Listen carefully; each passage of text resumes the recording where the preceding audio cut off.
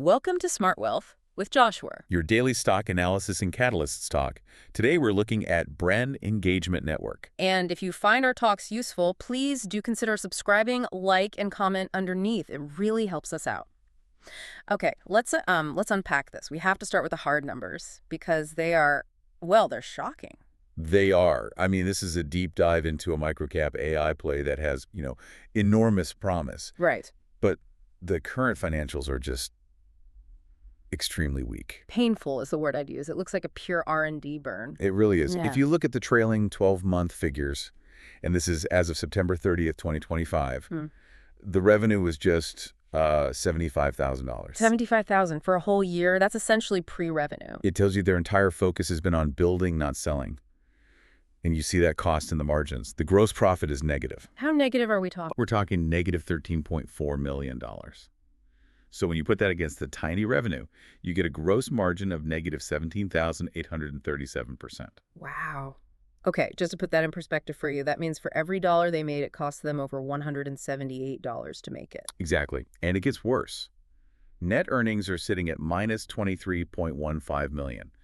That's a net profit margin of negative 30,800%. It's just a pure capital burn. Our research lab operating as a public company. Correct. But that brings us to the whole point of this story, the inflection. Here's where it gets really interesting. The turnaround narrative. Right, because those losses are the bear case, full stop. Right. But something must have happened to justify the market's interest. Something big. They secured a $250,000 AI engagement services project. $250,000. So in one quarter, they're bringing in over 3 times their entire revenue from the last year. That's the inflection point right there. And it's from a top pharmaceutical client. This isn't just any contract. It's validation. It's total validation. But the really crucial part, the part that signals the real turnaround, is that this deal includes recurring license fees. Okay. And those are set to start in the first quarter of 2026. So they're shifting from a one-off project fee to a subscription model. That's where the margin expansion comes from. Precisely. They start leveraging their proprietary tech, the ELM and the RAG architecture, and suddenly they're in a completely different business, a high-margin software business. Okay, so that's the potential. But a company burning that much cash has to have balance sheet risk. So how are they surviving long enough to get to those recurring fees? Well, the stress level is high, as you'd expect.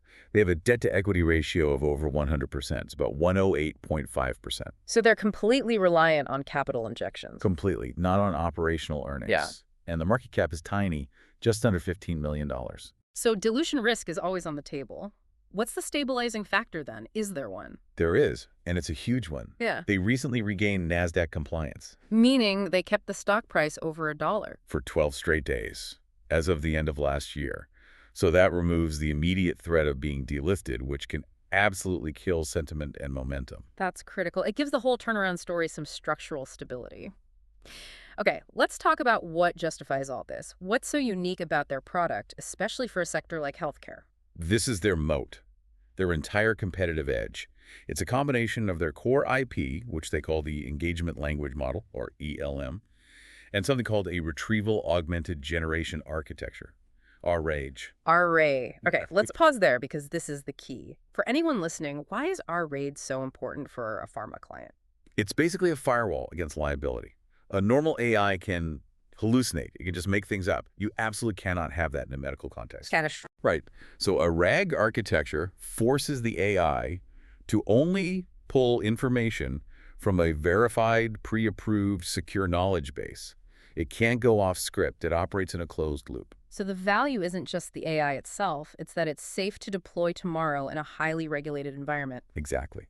And they have the certifications to prove it. We're talking IPA, GDPR, SOC2, CCPA.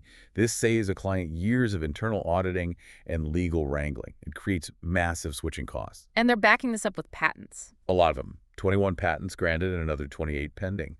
For a company this size, that's a serious IP portfolio. It really is. So they have this incredible tech, but it still begs the question, why did it take until now to land that first big deal? It's almost certainly the sales cycle. I mean, in pharma, you can't just sell something. You have to go to these excruciatingly long pilot programs to prove, beyond any doubt, that your system is 100% compliant 100% of the time. So that $250,000 deal isn't the start of the sales process, it's the end of it. It's the green light. It's the graduation. They've passed the test.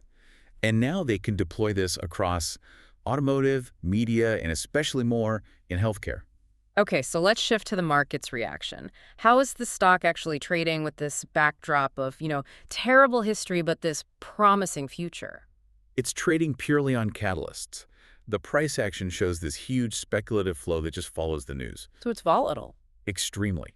We've seen these massive surges, a 112% rise on one piece of news, a 108% surge on another, a 62% rally. So traders are just completely ignoring the fundamentals and betting on the story. 100%. And the volatility number itself is wild.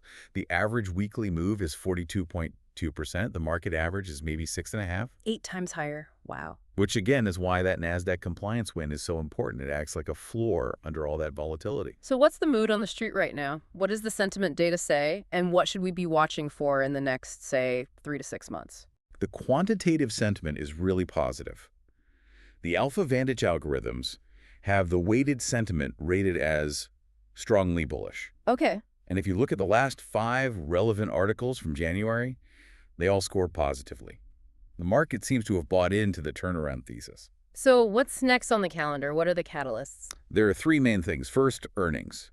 The Q4 2025 report has to show that $250,000 in revenue. That's the first proof point. If they miss that, the story is in trouble. The first hurdle. Right. Second, events. They're rolling out a joint venture in Mexico, the Sky Salute JV. That's supposed to open up recurring fees from Latin America. We're proving it's scalable internationally. Exactly. And third, there's the macro trend. Capital is rotating out of generic AI and into sector-specific compliant AI. They are perfectly positioned to catch that wave. Okay, we have to talk about the downside. What's the bear case? If you're looking at this, what are the top risks you have to be thinking about? Well, the first risk is the most obvious one. It's the persistent negative financials. Those huge losses and the high debt are still there. They're walking a tightrope. What does that mean in practice? It means any execution miss, any delay in those recurring fees starting in Q1 could be incredibly punitive. With 42% weekly volatility, bad news could collapse the stock overnight because it means they have to raise more money, and soon. Flawless execution is required. What's the second big risk? It's liquidity. This is a thinly traded microcap. It can be hard to get in or out of a position without moving the price yourself. The recent news helps with that. It brings in more volume, but it's still a risk inherent to a stock this small. So bringing it all together, terrible historicals, a gold-plated tech moat, and a freshly validated business model. What's the final thesis here? Our bullish score is a 7 out of 10. We rate it that high because the catalysts and that compliance moat are, for now, successfully offsetting the fundamental weakness. It's a classic asymmetric risk-reward setup. And the elevator pitch. The elevator pitch is, Brand Engagement Network is a patent-backed, HIPAA-compliant AI platform that just landed a breakthrough pharma deal. That deal validates their model, brings in $250K in Q4, and kicks off recurring fees in 2026.